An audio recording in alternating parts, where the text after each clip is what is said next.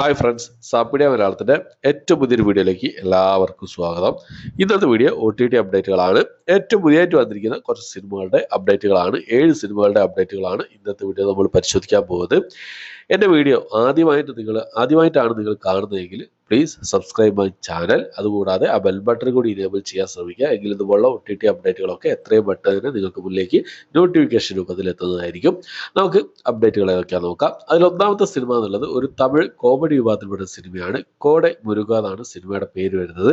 ടെൻഡിക്കോട്ട OTT platform വഴിയാണ് ഈ ഒരു സിനിമ ഇപ്പോൾ മുതൽ അവൈലബിൾ ആയിട്ടുള്ളത്. അടുത്തൊരു തെലുഗു ഡ്രാമ ത്രില്ലർ വിഭാഗത്തിൽപ്പെട്ട സിനിമയാണ്. Dolly Story of a Warrior എന്നാണ് സിനിമയുടെ പേര് വരുന്നത്.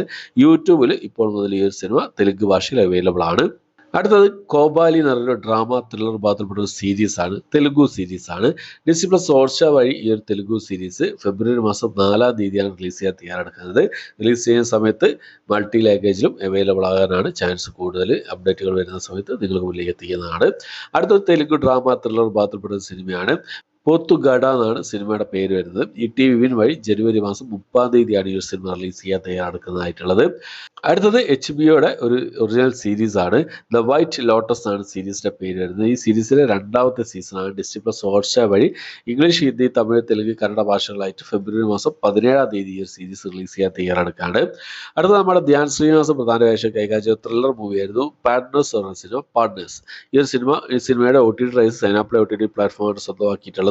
ഇന്ന് സൈനാപ്ലേ OTT പ്ലാറ്റ്ഫോമിന്റെ ഭാഗത്തു നിന്നും ഈ സിനിമയുടെ OTT ട്രെയിലർ പുറത്തു വന്നു. അതിൽ റിലീസ് ഡേറ്റ് അവർ പുറത്തുവിട്ടിട്ടുണ്ട്.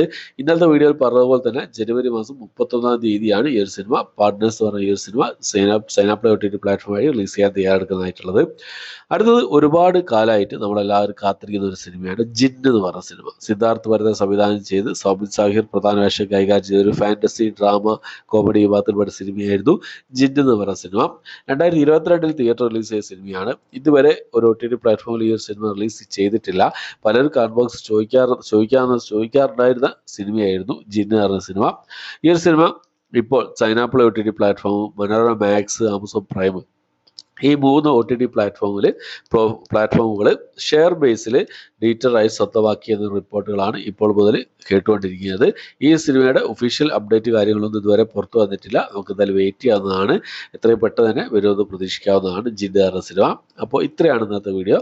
എൻ്റെ വീഡിയോ ഇഷ്ടപ്പെട്ടുമായിരിക്കും. ഇഷ്ടപ്പെട്ടെങ്കിൽ ലൈക്ക് ചെയ്യാനും ഷെയർ ചെയ്യുക, സബ്സ്ക്രൈബ് ചെയ്യാൻ മറക്കാതിരിക്കുക. പുതിയൊരു വീഡിയോ ആയിട്ട് വരുന്നവരേക്കും ബൈ.